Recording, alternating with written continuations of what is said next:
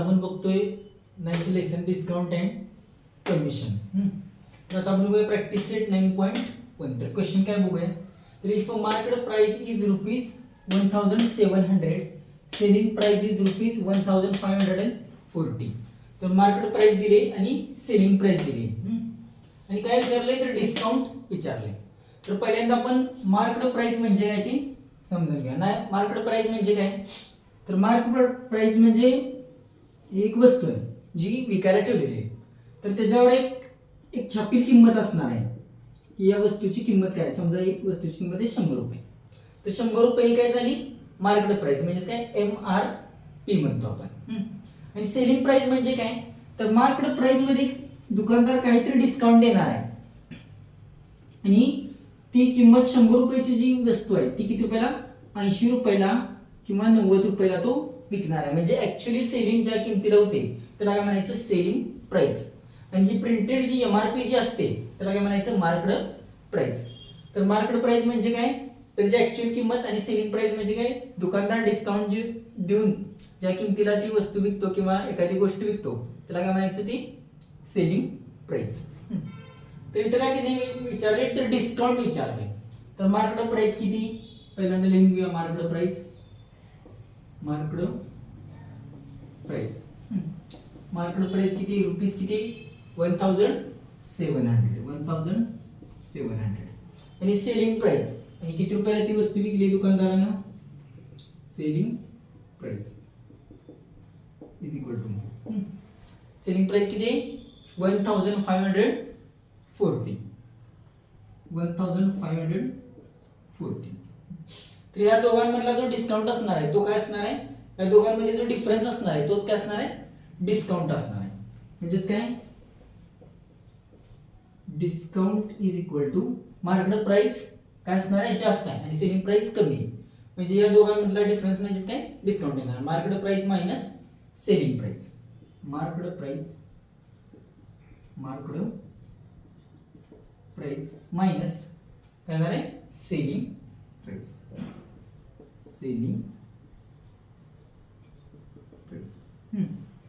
आता इथं market price काय आहे तर किती आहे 1700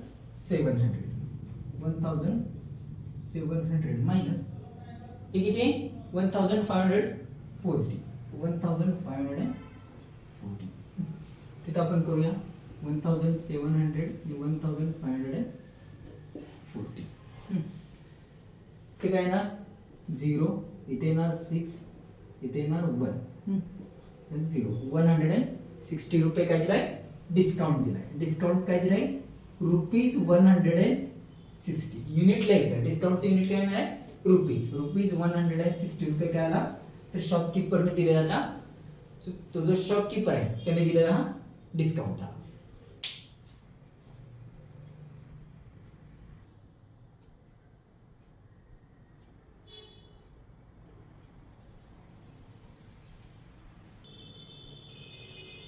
ठीक आहे. आता प्रॅक्टिस सेट 9.1 मधला आपण दुसरा क्वेश्चन बघूया. If market price is equal to rupees किती 990 रुपीज. तर मार्केट प्राइस दिली तिने किती 990 रुपये अँड पर्सेंटेज डिस्काउंट. आता इथं जो डिस्काउंट दिलाय तो कसा आहे तर पर्सेंटेज मध्ये. पर्सेंटेज म्हणजे काय इन टर्म्स ऑफ 100 रुपये जर मार्केट प्राइस असेल तर त्याच्यावर किती रुपये डिस्काउंट दिलाय तशा टाइप मध्ये त्यांनी तो डिस्काउंट दिलाय. तो कसा आहे पर्सेंटेज मध्ये. पर्सेंटेज डिस्काउंट किती दिलाय 10% दिलाय. तर काय काढायचं आपल्याला तर सेलिंग प्राइस काढायचे. We have to find selling price. पहिल्यांदा काय दिले त्यांनी मार्केट प्राइस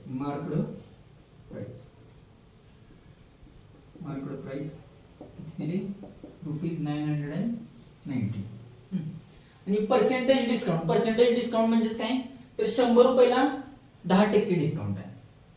100 रुपयाला किती डिस्काउंट आहे 10%. म्हणजे 100 रुपयाला 10 रुपये. एखादी वस्तू जर ती 100 रुपयाला जर त्याची मार्केट प्राइस असेल तर त्याला डिस्काउंट किती दिलाय 10 रुपये. 10 रुपये डिस्काउंट दिलाय म्हणजे ती वस्तू विकली 90 रुपयाला.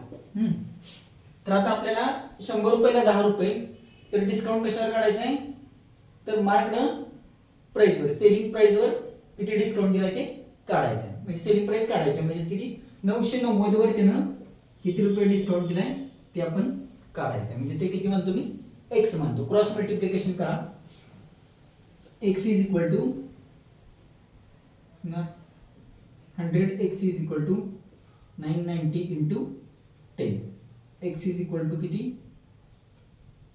990 into 10 upon 100 is equal to हे किती आलं 0 0 गेले 0 0 किती आलं answer 99.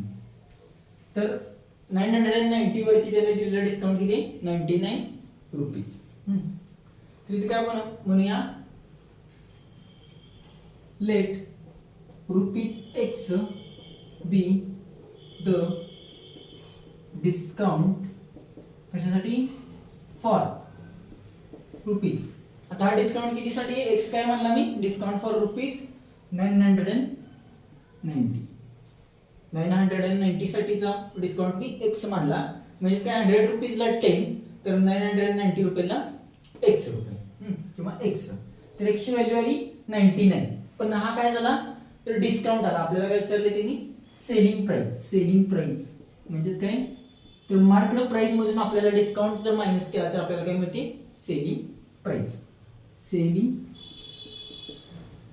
Is equal to selling price म्हणजे काय market price minus discount. Selling प्राइसचा फॉर्म्युला काय मार्केट प्राइस मायनस डिस्काउंट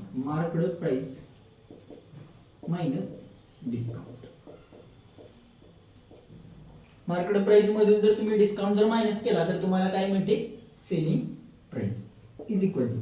आता मार्केट प्राइस किती आहे बघा इथं तर 990 रुपीज 990 मायनस डिस्काउंट किती रुपये दिलाय 99 रुपीज.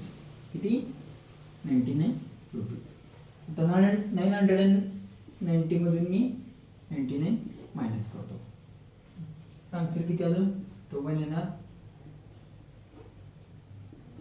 890 रुपीज 891.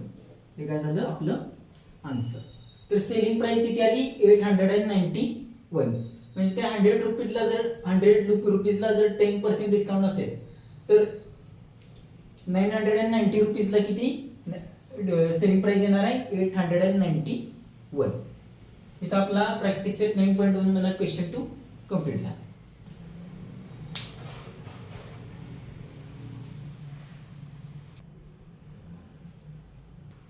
आता नेक्स्ट क्वेश्चन बघा. क्वेश्चन काय आहे if selling price is equal to किती दिला रुपीज 990 रुपीज काय दिले त्यांनी तर सेलिंग प्राइस दिले आणि डिस्काउंट किती दिलाय तर 20% दिलाय discount.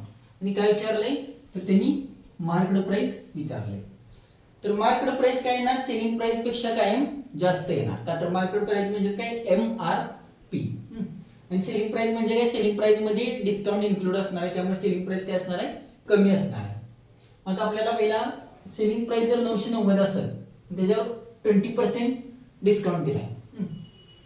Late x be the market price काय म्हणजे आपण x बी द मार्केट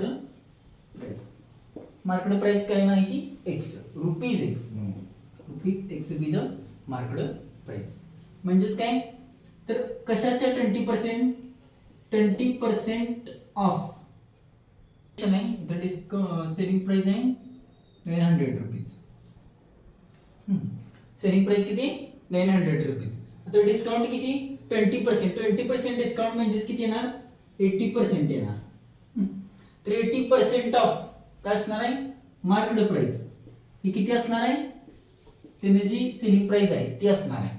तर 100% जर आपण जर मार्केट प्राइस अज्युम केली आणि त्यामध्ये काय दिलंय 20% डिस्काउंट दिलाय म्हणजेच किती येणार सेलिंग प्राइस किती येणार ऍक्च्युअली सेलिंग झाले 80 रुपीजला 100 रुपीज काय MRP म्हणजे जी प्रिंटेड किंमत आहे ती किती 100 रुपीज त्यामध्ये डिस्काउंट दिलाय म्हणजे त्याने किती रुपये कमी केले तर त्याने काय केले ₹20 कमी केले आणि त्याने विकले कितीला मग 80 रुपीजला म्हणजेच काय ऍक्च्युअली 80% ने त्याने सेल केली ती वस्तू म्हणजेच काय 80% of market price x is equal to 900 म्हणजेच काय 80% म्हणजेच काय 80/100 into x is equal to 900 x is equal to आता 100 इकडे डिव्हिजन आहे तिकडे गेलं का मल्टिप्लिकेशन 900 into 100 upon 80.